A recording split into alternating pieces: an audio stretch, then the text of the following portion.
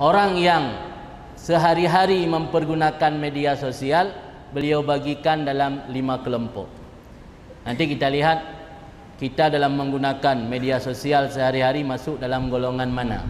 Apakah golongan pertama, kedua dan seterusnya sampai golongan kelima.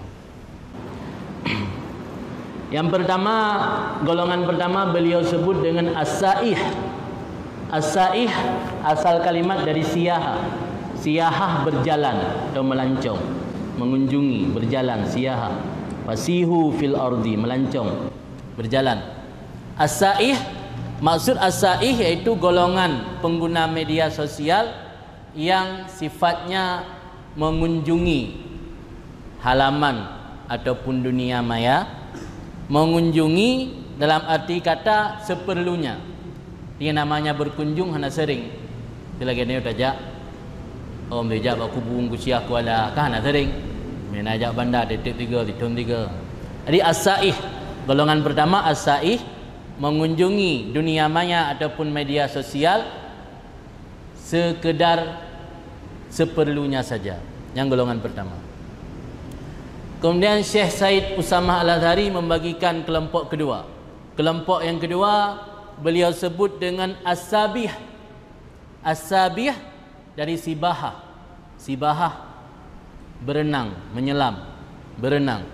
As-sabih, kelompok pengguna media sosial yang disebut dengan nama as-sabih adalah orang yang mengarungi dunia maya membutuhkan setidaknya 10 jam per hari. 10 jam per hari habis watai untuk mengarungi dunia maya, yakun as-sabih. Yang namanya orang menyelam biasa tua darat. Gerung Melangu.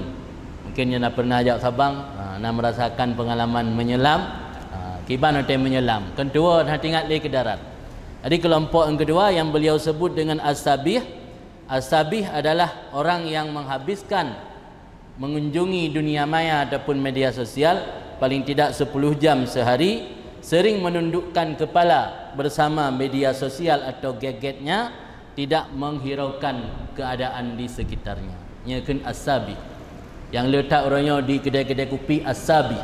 Pengguna media sosial golongan as-sabih yang mereka mengarungi, menyelam, berenang di lautan dunia maya tanpa menghiraukan orang di sekelilingnya.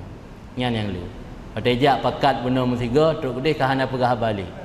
Pegah abah masing-masing gerak, ngurung yang jauh malah pegah abah. Ngurung yang benar tak Honda kejak dua. Tok gede nak relay. Yang lu orangnya as-sabih. Kemudian kelompok yang ketiga at-taih. At-taih kata kalimat dari taihun. Taihun ataupun tahayatihu. Taihun dalam bahasa Arab orang tersesat jalan. Taih, kelompok at-taih atau golongan at-taih iaitu orang yang mempergunakan dunia maya ataupun media sosial untuk menjadikan media sosial sebagai tempat untuk pelampiasan perasaan dan untuk melampiaskan emosi. Nya biasa kelompok yang ketiga lelang kelompok kelainya para galauan dan galawati. Galauan yang agam muzakkar dan galauan yang inang muannas. Para galauan dan galawati banyak menjadikan media sosial sebagai tempat untuk melampiaskan rasa dan emosi, sehingga mereka merasakan kenyamanan saat berdunia maya melebihi kenyamanan di dunia nyata. Nyo at-taih, urang yang kesesat jalan. Man dhalla fit tariq, urang tersesat jalan disebut dengan at-taih. Kemudian yang keempat oleh Said Usamah Al-Azhari menyebut bahawa kelompok yang keempat pengguna media sosial ar-rabih. Ar-rabih dari ribhun, laba, untung. Orang yang mencari keberuntungan, keuntungan. Keuntungan duniawi kah adapun keuntungan ukhrawi. Orang yang mencari keuntungan duniawi di media sosial yang biasa para pebisnis. Orang yang memanfaatkan media sosial untuk mengiklankan produk-produk, untuk mencari customer-customer, pelanggan-pelanggan, untuk menjual produk, yang disebut dengan ar-rabih. Orang yang mencari keuntungan. Yang kelima golongan pengguna media sosial adalah an-nasih, nasihat, orang yang ingin menasihati. Kelompok yang kelima, kelompok pengguna media sosial yang ingin memberi pencerahan di media sosial. Nyoku urang yang kelimanya, urang yang memberi dakwah melalui media sosial, memanfaatkan media sosial untuk jalur dakwah dan untuk mengembangkan agama dan pemahaman yang benar di media sosial.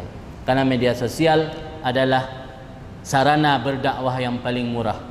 Dia dah pegak kegiatan lagi nya, butuh watai tak undang urang, tak sediakan duri, tak sedianya tak sedia je. Tapi melalui media sosial, dalam hitungan detik, dalam hitungan menit, tersebar pu yang tak sampaikan, pu yang ingin tanik dakwah.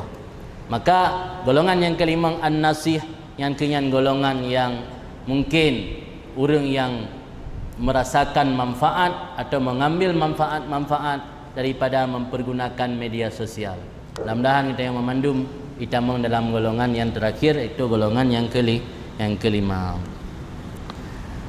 Ini kita yang baca pu yang dijelaskan oleh Imam Ghazali dalam kitab beliau Al-Mursyidul Amin, mukhtasar daripada Ihya Ulumuddin. Karena beliau lembegah bahwa hubungan antara menjaga lisan dengan media sosial itu hubungan antara kalam dengan lisan. Karena kalam adalah ahadul lisan ini.